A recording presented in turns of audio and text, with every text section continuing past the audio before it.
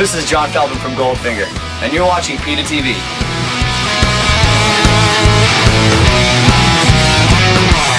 My sister was a vegan for 12 years. So that, and the movie Babe really had an influence.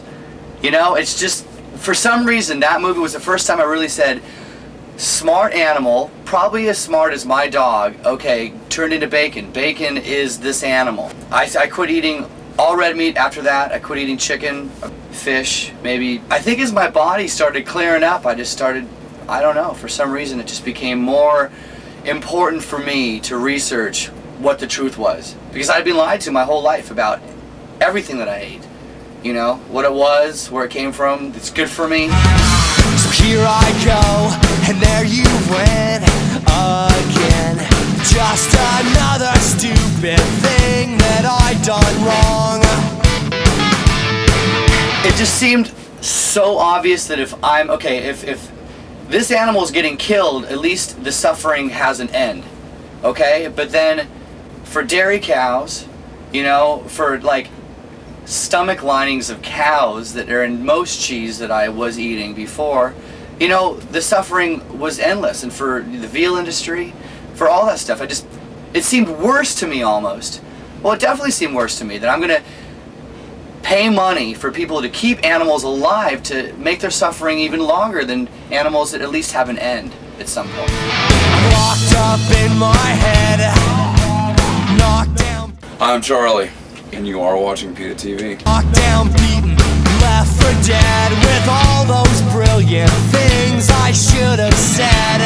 Just saying, it's a lot easier in the States because there are stores like Wild Oats and what's the other one out here, Bread and Circus or whatever, like, you know, like Whole Foods markets that basically I can find all sorts of alternatives, you know, tofuti ice cream, and Soy Dream has awesome flavors now, you know, and you know, all sorts of different kinds of soy milks and stuff like that.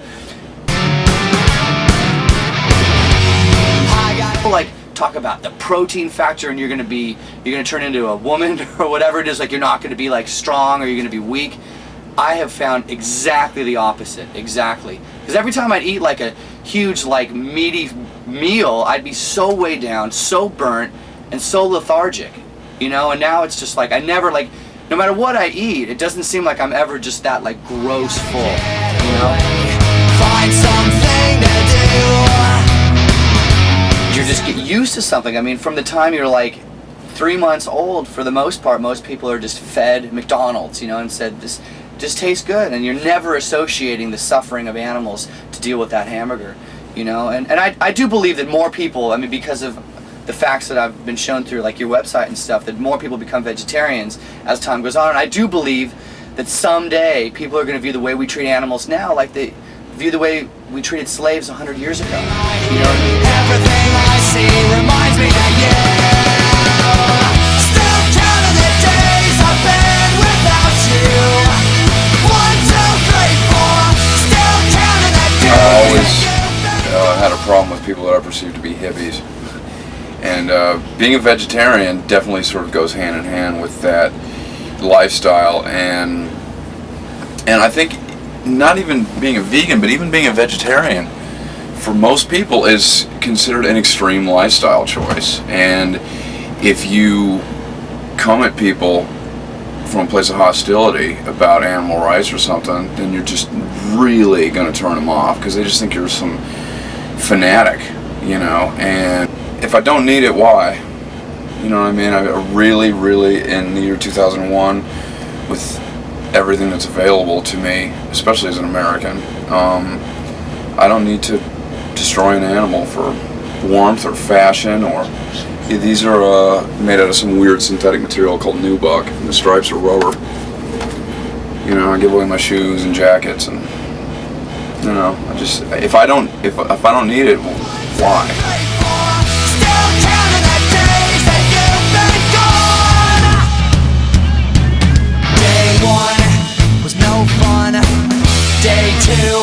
I just want to wear that like rad McDonald's shirt with the cow's head, or just bring your meat on some like little video camera and just watch this. This is what's happening right now, and this is how your animal got to your plate, you know. And that is by far the most powerful tool, is the video footage, by far. I mean, in my opinion, you know. On day 2, I hated you. By day 3, I wish you'd come right back to me. I do know probably 20, 25 kids over the last year come up to me and said I've turned vegetarian, you know, because of I've seen the pamphlets, I've read them, you know. That's all I'm asking for. I'm not asking for 3,000 people that see us every night to be vegan the next day. You know, if I get 3 people, 1 person, you know, because I mean, just through my own whole thing of the last 5 years, just witnessing my friends just being able to like just be influenced is awesome. You know, sometimes you have to just say enough, you know, and we went in that grocery store and we bought all those lobsters in Boston and just released them.